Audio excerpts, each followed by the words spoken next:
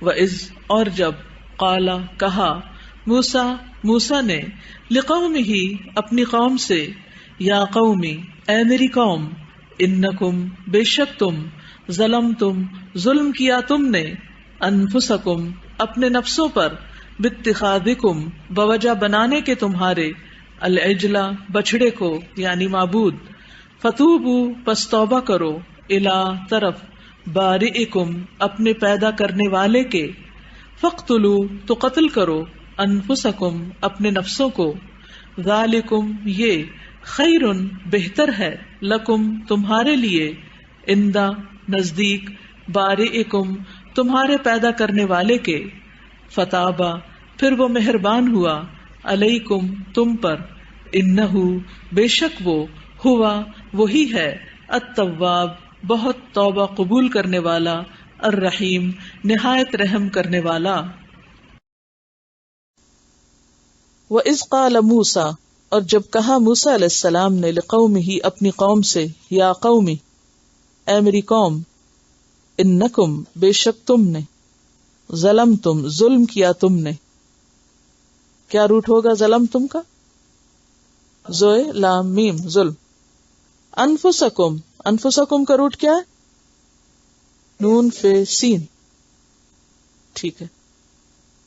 باتخاذکم پیچھے گزر چکا بوجہ بنانے تمہارے الف خے ذال اخذ سے ہے العجل بچڑے کو یعنی معبود فتوبو پس توبہ کرو الا طرف بارئکم توبہ کا لفظ پیچھے گزر چکا ہے نا. روٹ کیا تھا؟ تے واو بے. توبہ کا مطلب ہوتا ہے پلٹ آنا یعنی گناہ کو برا سمجھ کے چھوڑ دینا غلطی کا اعتراف کر لینا اس پہ شرمندہ ہونا نہ کرنے کا وعدہ کرنا یا ارادہ کرنا اور اگر کوئی کمی ہوئی ہے تو اس کی تلافی کرنا یعنی کسی کے حق میں کمی تو اس کو پورا کر دینا. فتاب علیکم لیکن اللہ تعالیٰ کے لیے جب یہ لفظ استعمال ہوتا ہے تو پھر مہربان. مطلب اس کا کیا ہے کہ جب بندہ پلٹتا ہے اللہ تعالیٰ بھی اس کی طرف رجوع کرتا ہے. اوفوا بعہدی اوفی بعہدکم فاذکرونی اذکرکم. ٹھیک ہے. فتوبوا الی بارئکم تو تم توبہ کرو اپنے پروردگار کی طرف. بارے کا لفظ جو ہے اس کا روٹ ہے بے رے حمزہ برآ. برآ کا مطلب ہوتا ہے پیدا کرنا. باری تالا جیسے ہم بولتے ہیں نا یا باری تالا تو یہ وہی لفظ ہے باری لیکن باری ہے حمزہ ہے آخر میں. اللہ کے اسماء الحسنہ میں سے ہے.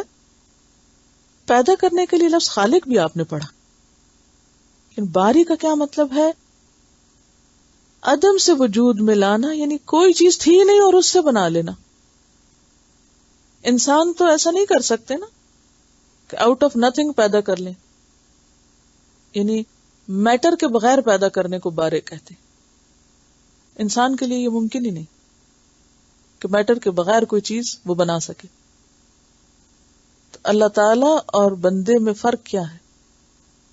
یعنی بندہ بارے نہیں ہو سکتا پہلی بار پیدا کرنے والا کہ جب کچھ بھی نہ تھا عدم سے وجود میں لانے والا. اور اسی معنی میں پھر استعمال ہوتا ہے انوینشن کے لیے بھی مخترع. لیکن آپ دیکھیے کہ انسانوں کی جتنی بھی انوینشن ہے وہ کوئی نئی چیز نہیں ہوتی وہ صرف ڈسکور کرنا ہوتا ہے یعنی وہ تھی صحیح بس اس کو ڈھونڈ لیا نکال لیا. تو جو ڈھونڈنے والے ہیں نکالنے والے ہیں ان کو تو ہم بہت امپورٹینس دیتے ہیں ان کی ہر بات ماننے کو تیار ہیں. جس نے اصل میں بنایا اس کی طرف توجہ ہی نہیں. بہرحال فتوبوا الی بارئکم فاقتلوا پس قتل کرو. قاف تے لام روٹ ہے قتل. انفسکم ذالکم یہ بات خیر لکم بہتر ہے تمہارے لیے عند بارئکم تمہارے رب کے نزدیک. فتاب علیکم پس وہ مہربان ہوا تم پر پس وہ پلٹا تمہاری طرف. انہو هو التواب الرحیم بے شک وہ بہت زیادہ توبہ قبول کرنے والا. تواب کا لفظ جو ہے یہ فعال کے وزن پر ہے، مبالغے کا صیغہ، یعنی توبہ قبول کرنے سے کبھی نہیں تھکتا. جتنی دفعہ مرضی کرو وہ نہیں تھکے گا، وہ اس سے عاجز نہیں آتا، وہ کرتا چلا جاتا ہے. ہم تھک جاتے ہیں توبہ کر کر کے، یا شرم آ جاتی ہے، لیکن وہ نہیں تھکتا، وہ عاجز نہیں آتا اس سے کہ وہ توبہ قبول کرتا چلا جائے، کرتا چلا جاتا ہے جتنی دفعہ بھی کرو گے. یعنی لفظوں پہ غور کرنا کتنا ضروری ہے. الرحیم، رحم فرمانے والا، ریح میم سے بار بار رحم فرمانے والا. وَإِذْ قَالَ مُوسَىٰ لِقَوْمِهِ، اور جب موسیٰ علیہ السلام نے اپنی قوم سے کہا، یا قوم، اے میری قوم، انکم ظلمتم انفسکم، بے شک تم نے اپنی جانوں پر ظلم کیا ہے. کیسے؟ باتخاذکم العجلہ، بچڑے کو معبود بنا کر. تو اب کیا کرو؟ فتوبوا الی بارئکم، اپنے رب کے حضور توبہ کرو، اپنے پیدا کرنے والے کے سامنے توبہ کرو. فاقتلوا انفسکم، اس توبہ میں ایک شرط یہ بھی شامل ہے کہ تمہیں مجرموں کو قتل کرنا پڑے گا. ذالکم خیر لکم، یہ تمہارے حق میں زیادہ بہتر ہے. عند بارئکم، تمہارے رب کے نزدیک. فتاب علیکم، تو وہ تم پر مہربان ہوا. انہ هو التواب الرحیم، بے شک وہ توبہ قبول کرنے والا مہربان ہے. اب یہاں پر آپ دیکھیے کہ بچڑا بنانے کے بعد ان لوگوں کو جنہوں نے بچڑے کو پوجا تھا ان کو قتل کرنے کا حکم دیا جا رہا ہے. موسیٰ علیہ السلام کے بعد قوم 3 حصوں میں بٹ گئی. ایک وہ لوگ تھے جنہوں نے بچڑا بنانے میں تعاون کیا اور اس عمل میں شریک رہے، پھر اس کو معبود بنا لیا، اس کو پوجا. دوسرے وہ تھے جنہوں نے اس کام سے روکا کہ یہ نہ کرو. تیسرے وہ تھے جو بالکل لا تعلق رہے، نہ انہوں نے روکا اور نہ ہی انہوں نے حصہ لیا. اب ہوا کیا کہ جنہوں نے حصہ نہیں لیا تھا اس کام میں، انہیں کہا گیا کہ تم انہیں مارو جنہوں نے شرک کیا تھا. اور یہ یاد رکھیے، یعنی توبہ کے مختلف درجے یا گناہوں کی جو معافی ہوتی ہے یہ مختلف درجوں پر ہوتی ہے. نمبر 1، کچھ گناہ ایسے ہوتے ہیں کہ جن کو نیکیاں مٹاتی جاتی. ان الحسنات یذہبن السیئات، یہ کون سے گناہ ہوتے ہیں؟ چھوٹے چھوٹے، یعنی بھول چوک، خطائیں. سب سے پہلے تو وضو آپ کے گناہوں کو دھونے کا سبب بنتا ہے، پھر آپ کی نماز باقی حصے کو مٹا دیتی.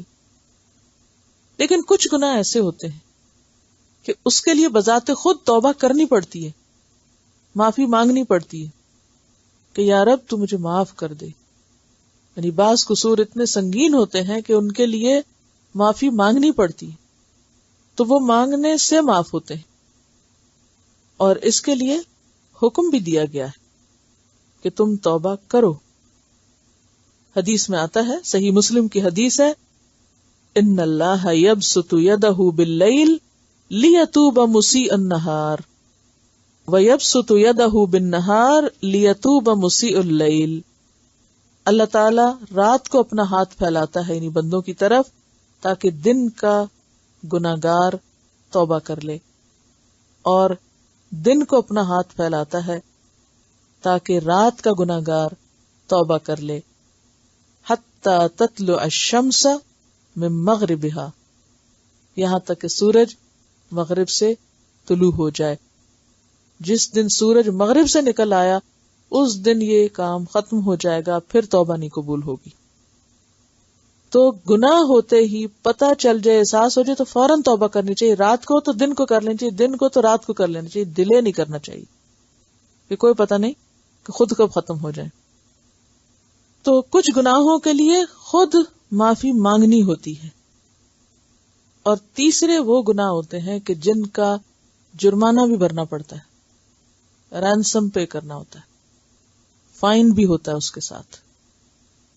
مثلا جتنے بھی کفارے ہیں، مثلا قتل کا کفارہ ہے، یا اسی طرح اور کچھ گناہ ہیں جن پر حد بھی جاری ہوتی ہے، مثلا زنا ہے یا شراب ہے. ہاں یہ الگ بات ہے کہ اگر گناہ کھلا نہیں تو بندے نے الگ سے معافی مانگ لی اللہ سے، تو وہ ایک الگ چیز ہے. اسی طرح جیسے اگر کوئی شخص اپنی بیوی سے زہار کرتا ہے تو وہ صرف یہ کہہ کے نہیں چھٹ سکتا کہ میں نے توبہ کر لی، اس کو اس کا کفارہ دینا ہوگا. اور وہ کفارہ کیا ہے؟ غلام آزاد کرنا. اگر وہ نہیں اویلیبل تو پھر 2 مہینے کے مسلسل روزے. یہ بیوی کو ستانے کی سزا ہے. یہ 28ویں پارے میں سورۃ المجادلہ جو ہے اس میں پڑھ کے سنا دیتی ہوں. والذین یظاہرون من نسائہم ثم یعودون لما قالوا فتحریر رقبۃ من قبل ان یتماسا. وہ لوگ جو اپنی بیویوں سے زہار کرتے ہیں، زہار کرنا ہوتا ہے اپنی بیوی کو ماں کہہ دینا. ثم یعودون لما قالوا، پھر وہ اپنے قول سے پلٹنا چاہتے ہیں، یعنی یہ بھی طلاق کی ایک قسم ہوتی ہے. پھر وہ اپنی بات سے پلٹنا چاہتے ہیں کہ نہیں ہم سے غلطی ہوئی. فتحریر رقبۃ، تو غلام آزاد کریں. من قبل ان یتماسا، اس سے پہلے کہ ایک دوسرے کو ہاتھ لگائیں. ذالکم توعظون بہ، تمہیں اس بات کی نصیحت کی جاتی ہے. واللہ بما تعملون خبیر. فمن لم یجد فصیام شہرین متتابعین، جس کو غلام نہ ملے آزاد کرنے کو، وہ 2 مہینے کے مسلسل روزے رکھے، کنٹینیوس ایٹ اے اسٹریچ. من قبل ان یتماسا. فمن لم یستطع، جو یہ نہ کر سکے، فاطعام 60 مسکینا، 60 مسکینوں کو کھانا کھلائے. ذالک لتؤمنوا باللہ ورسولہ، یہ اس لیے کہ تم اللہ اور اس کے رسول پر ایمان لاؤ، یہ ایمان کا تقاضا ہے. وتلک حدود اللہ، اور یہ اللہ کی حدود ہیں. وللکافرین، اور انکار کرنے والوں کے لیے عذاب علیم، دردناک عذاب ہے. تو اس سے کیا پتہ چلتا ہے کہ کچھ قول ایسے ہیں یا کچھ باتیں ایون ایسی ہیں یا کچھ کام ایسے ہیں کہ ان سے توبہ کرتے وقت انسان کو کفارہ بھی دینا پڑتا ہے. اور یہاں شرک کے گناہ کی معافی کے لیے بنی اسرائیل کو کیا حکم دیا گیا تھا کہ اپنی جانوں کو قتل کرو. اب اپنی جانوں سے کیا مراد ہے؟ بعض نے اس سے معنی لیا خودکشی کرو، تو یہ تو حکم نہیں ہے، خودکشی نہیں ہے. دوسرا معنی کیا ہے کہ اپنے ہی لوگوں کو قتل کرو. تو کون کس کو کرے؟ تو اس کے لیے کہا گیا، ایک کہا گیا ایک دوسرے کو مارے، تو اب ایک دوسرے کو جس نے جرم ہی نہیں کیا اس کو کیوں مارا جائے؟ تو اس میں جو دوسری رائے ہے کہ جس نے روکا نہیں تھا وہ مارے اس کو جس نے غلط کام کیا تھا. تو اس طرح ان کی معافی ہوئی. انہ هو التواب الرحیم، بے شک وہ بہت توبہ قبول کرنے والا مہربان ہے.